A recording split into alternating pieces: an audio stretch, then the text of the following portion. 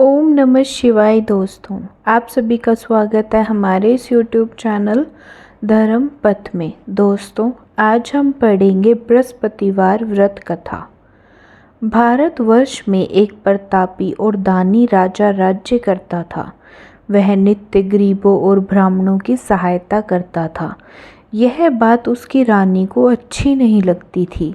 वह ना ही गरीबों को दान देती, ना ही भगवान का पूजन करती थी और राजा को भी दान देने से मना करती थी।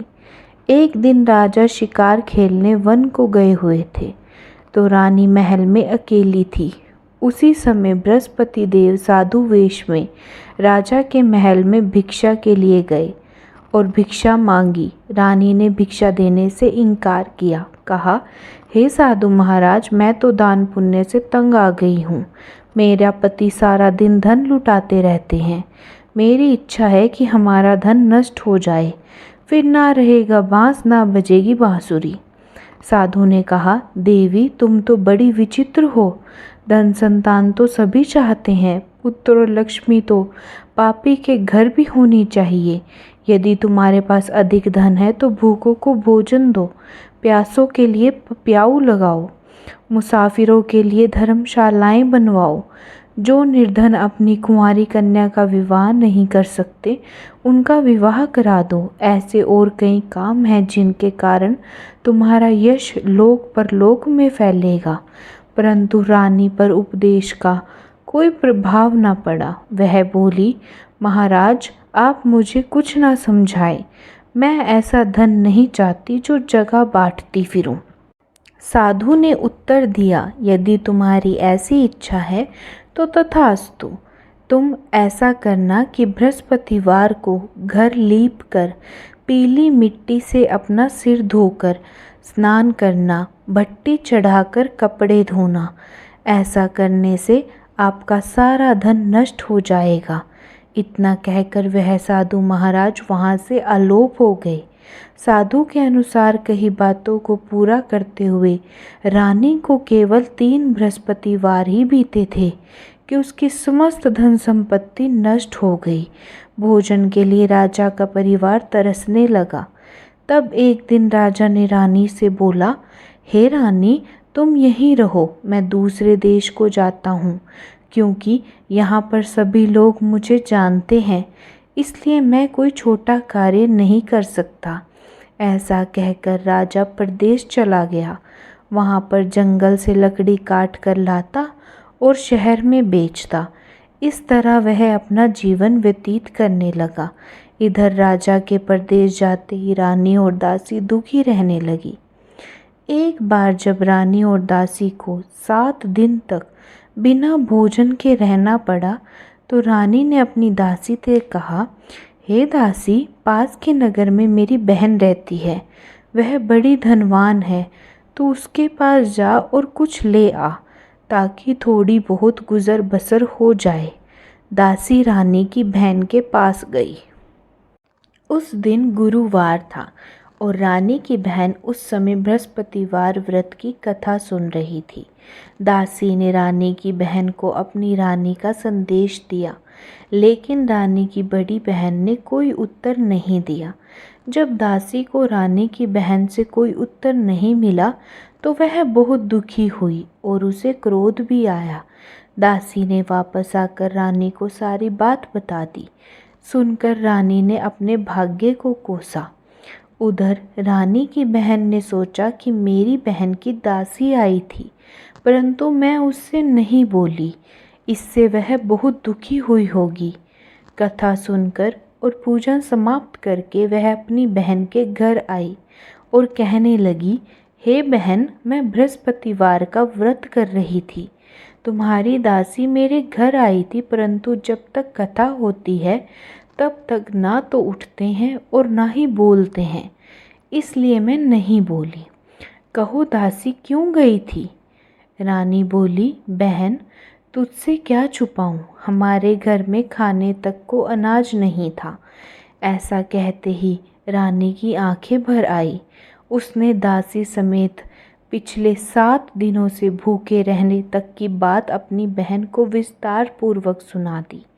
रानी की बहन बोली, देखो बहन, भगवान बृहस्पति देव सबकी मनोकामना को पूर्ण करते हैं। देखो, शायद तुम्हारे घर में अनाज रखा हो। पहले तो रानी को विश्वास नहीं हुआ, पर बहन के आग्रह करने पर उसने अपनी दासी को अंदर भेजा तो उसे सचमुच अनाज से भरा एक घड़ा मिला। यह देखकर दासी को बड़ी हैरानी हुई। दासी रानी से कहने लगी, हे रानी, जब हमको भोजन नहीं मिलता तो हम व्रत ही तो करते हैं, इसलिए क्यों ना इनसे व्रत और कथा की विधि पूछ ली जाए ताकि हम भी व्रत कर सकें। तब रानी ने अपनी बहन से बृहस्पतिवार व्रत के बारे में पूछा। उसकी बहन ने बताया, बृहस्पतिवार के व्रत में चने की दाल और मुनक्का से भगवान विष्णु का केले की जड़ में पूजन करें तथा दीपक जलाएं, व्रत कथा सुने और पीला भोजन ही करें। इससे बृहस्पति देव प्रसन्न होते हैं। व्रत और पूजन विधि बताकर रानी की बहन अपने घर को लौट गई।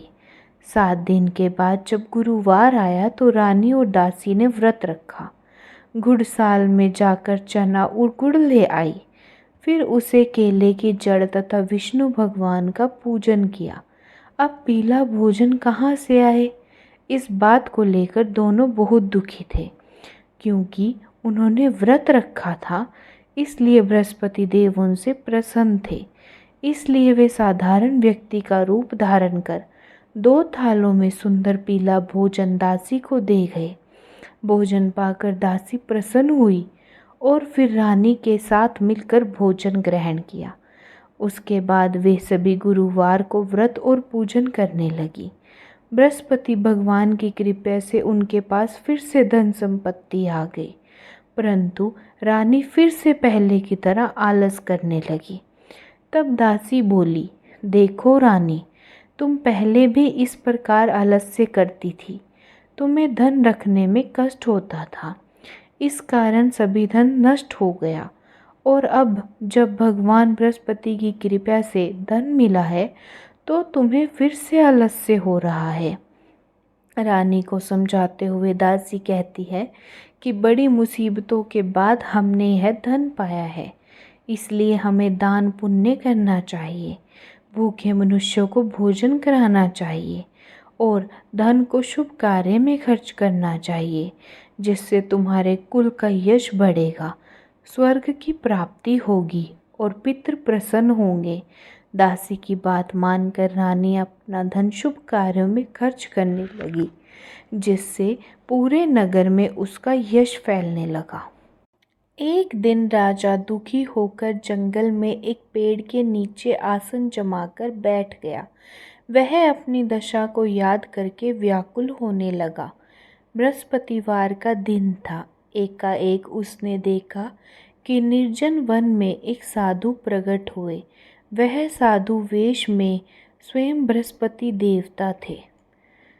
लकड़हारे के दोनों हाथ जोड़कर प्रणाम किया और उत्तर दिया, महात्मा जी, आप सब कुछ जानते हैं, मैं क्या कहूँ। यह कहकर रोने लगा और साधु को अपनी आत्मकथा सुनाई। महात्मा जी ने कहा, तुम्हारी स्त्री ने बृहस्पति के दिन बृहस्पति भगवान का निरादर किया है, जिसके कारण रुष्ट होकर उन्होंने तुम्हारी यह दशा कर दी है। अब तुम चिंता को दूर करके मेरे कहने पर चलो तो तुम्हारे सब कष्ट दूर हो जाएंगे और भगवान पहले से भी अधिक संपत्ति देंगे। तुम बृहस्पति के दिन कथा किया करो। 2 पैसे के चना मुनक्का लाकर उसका प्रसाद बनाओ और शुद्ध जल के लोटे में शक्कर मिलाकर अमृत तैयार करो। कथा के पश्चात अपने सारे परिवार और सुनने वाले प्रेमियों में अमृत व प्रसाद बांटकर आप भी ग्रहण करो। ऐसा करने से भगवान तुम्हारी सभी मनोकामनाएं पूरी करेंगे। साधु के ऐसे वचन सुनकर लकड़हारा बोला, हे प्रभु, मुझे लकड़ी बेचकर इतना पैसा नहीं मिलता जिससे भोजन के उपरांत कुछ बचा सकूं। मैंने रात्रि में अपनी स्त्री को व्याकुल देखा था। मेरे पास कुछ भी नहीं जिससे मैं उसकी खबर मंगा सकूं। साधु ने कहा, हे लकड़हारे, तुम किसी बात की चिंता मत करो। बृहस्पति के दिन तुम रोजाना की तरह लकड़ियां लेकर शहर को जाओ। तुमको रोज से 2 गुना धन प्राप्त होगा, जिससे तुम भली भांति भोजन कर लोगे तथा बृहस्पति देव की पूजा का सामान भी आ जाएगा। इतना कहकर साधु अंतर ध्यान हो गए। धीरे धीरे समय व्यतीत होने पर भी वही बृहस्पतिवार का दिन आया। लकड़हारा जंगल से लकड़ी काटकर किसी शहर में बेचने गया। उसे उस दिन और दिन से अधिक पैसा मिला। राजा ने चना गुड़ और लाकर गुरुवार का व्रत किया। उस दिन से उसके सभी क्लेश दूर हो गए। परंतु जब दोबारा गुरुवार का दिन आया तो बृहस्पतिवार का व्रत करना भूल गया। इस कारण बृहस्पति भगवान नाराज हो गए। उस दिन उस नगर के राजा ने विशाल यज्ञ का आयोजन किया था तथा शहर में यह भोजन करने के लिए सभी मनुष्य को आमंत्रित भी किया था। और कोई भी मनुष्य अपने घर में भोजन ना बनावे, ना आग जलावे, समस्त जनता मेरे यहाँ भोजन करने आवे। इस आज्ञा को जो ना मानेगा उसे फांसी की सज़ा दी जाएगी। इस तरह की घोषणा संपूर्ण नगर में करवा दी गई। राजा की आज्ञानुसार शहर के सभी लोग भोजन करने गए, लेकिन लकड़हारा कुछ देर से पहुंचा। इसलिए राजा उसको अपने साथ घर लिवा ले और ले जाकर भोजन करा रहे थे तो रानी की दृष्टि उस खूंटी पर पड़ी जिस पर उसका हार लटका हुआ था। वह वहां पर दिखाई नहीं दिया। रानी ने निश्चय किया कि मेरा हार इस मनुष्य ने ही चुराया है। उसी समय सिपाहियों को बुलाकर उसको कारागार में डलवा दिया। जब लकड़हारा कारागार में पड़ गया और बहुत दुखी होकर विचार करने लगा कि ना जाने कौन से पूर्व जन्म के कर्म से मुझे यह दुख प्राप्त हुआ है, और उसी साधु को याद करने लगा जो कि जंगल में मिला था। उसी समय तत्काल बृहस्पति देव साधु के रूप में प्रकट हुए और उसकी दशा को देखकर कहने लगे, अरे मूर्ख, तूने बृहस्पति देव की कथा नहीं करी, इस कारण तुझे दुख प्राप्त हुआ है। अब चिंता मत कर। बृहस्पतिवार के दिन कारागार के दरवाजे पर 4 पैसे पड़े मिलेंगे। उनसे तू बृहस्पति देव की पूजा करना, तभी तेरे सभी कष्ट दूर होंगे। बृहस्पति के दिन उसे 4 पैसे मिले। लकड़हारे ने कथा कही। उसी रात्रि को बृहस्पति देव ने उस नगर के राजा को स्वप्न में कहा, हे राजा, तूने जिस आदमी को कारागार में बंद कर दिया है वह निर्दोष है, वह राजा है, उसे छोड़ देना। रानी का हार उसी खूंटी पर लटका है। अगर तू ऐसा नहीं करेगा तो मैं तेरे राज्य को नष्ट कर दूंगा। इस तरह रात्रि के स्वप्न को राजा ने प्रातःकाल उठकर खूंटी पर देखा तो उसका हार वहीं पर लटका हुआ मिला।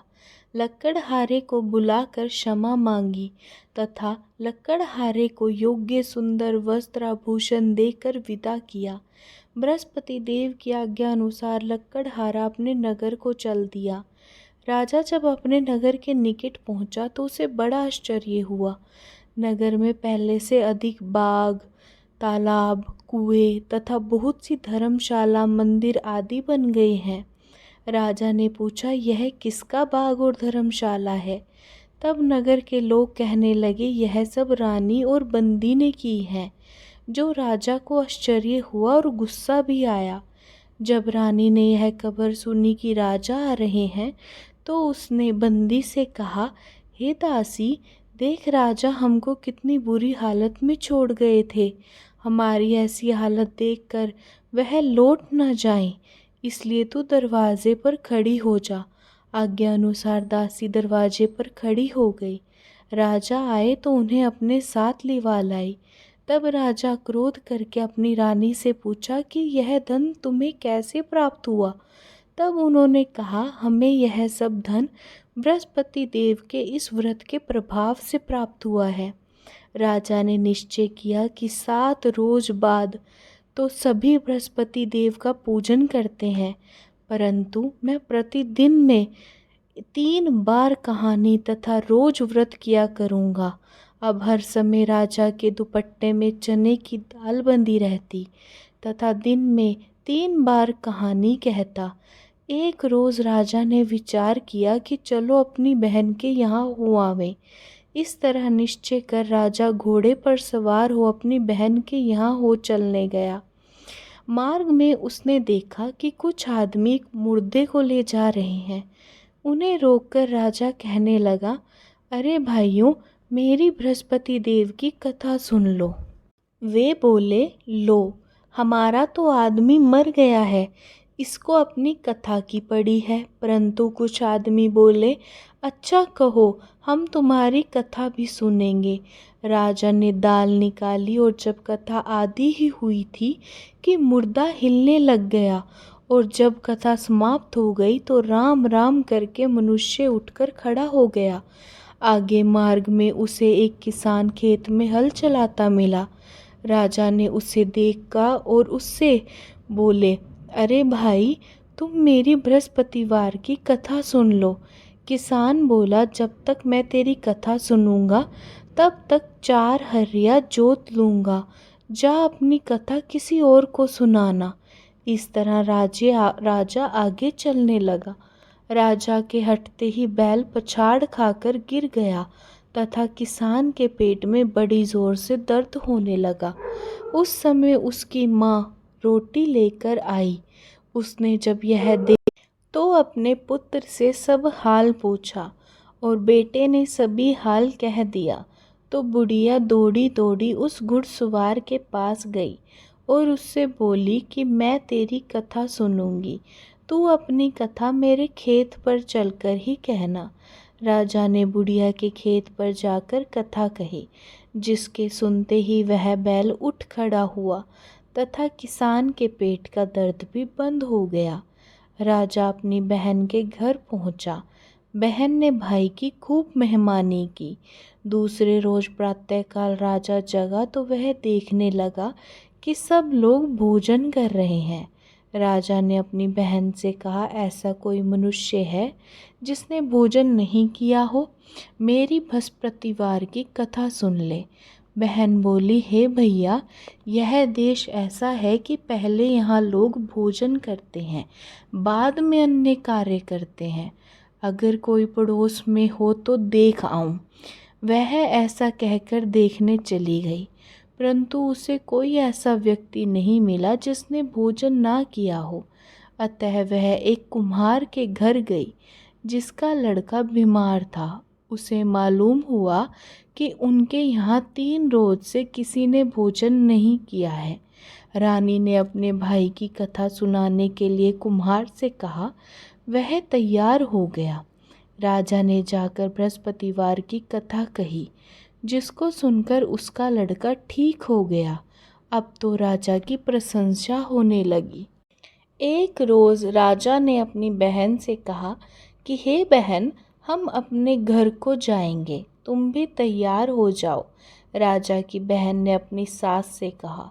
सास ने कहा, हाँ चली जा, परंतु अपने भाई के घर अपने लड़के को मत लेकर जाना, क्योंकि तेरे भाई के कोई औलाद नहीं है।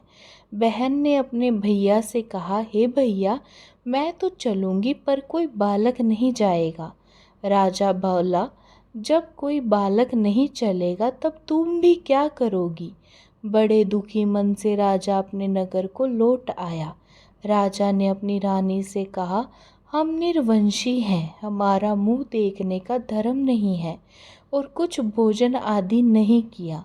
रानी बोली, हे प्रभु, बृहस्पति देव ने हमें यह सब कुछ दिया है, वह हमें औलाद भी अवश्य ही देगा।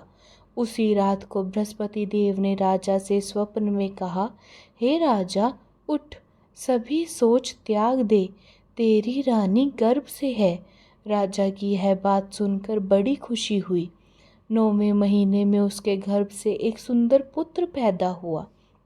तब राजा बोला, हे रानी, स्त्री बिना भोजन के रह सकती है, पर बिना कहे नहीं रह सकती। जब मेरी बहन आवे तुम उससे कुछ मत कहना। रानी ने सुनकर हाँ कर दिया। जब राजा की बहन ने यह शुभ समाचार सुना तो वह बहुत खुशी हुई तथा बधाई लेकर अपने भाई के यहाँ आई। तब रानी ने कहा, घोड़ा चढ़कर तो नहीं आई, गधा चढ़ी आई। राजा की बहन बोली, भाभी, मैं इस प्रकार ना कहती तो तुम्हें औलाद कैसे मिलती। बृहस्पति देव ऐसे ही हैं, जैसी जिसके मन में कामनाएं हैं सभी को पूर्ण करते हैं। जो सद्भावना पूर्वक बृहस्पतिवार का व्रत करता है एवं कथा पढ़ता है अथवा सुनता है, दूसरों को सुनता है या सुनाता है, बृहस्पति देव उसकी सभी मनोकामनाओं को पूर्ण करते हैं। भगवान बृहस्पति देव उसकी सदैव रक्षा करते हैं। संसार में जो मनुष्य सद्भावना से भगवान जी का पूजन व्रत सच्चे हृदय से करते हैं तो उनकी सभी मनोकामनाएं पूर्ण करते हैं। जैसी सच्ची भावना से रानी और राजा ने उनकी कथा का गुणगान किया तो उनकी सभी इच्छाएं बृहस्पति देव जी ने पूरी की थी। इसलिए पूर्ण कथा सुनने के बाद प्रसाद लेकर जाना चाहिए।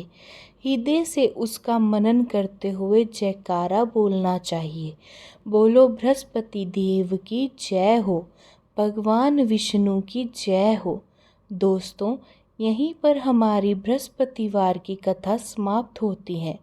यदि आपको हमारी वीडियोस अच्छी लगती हैं तो प्लीज़ हमारे इस चैनल को सब्सक्राइब करें।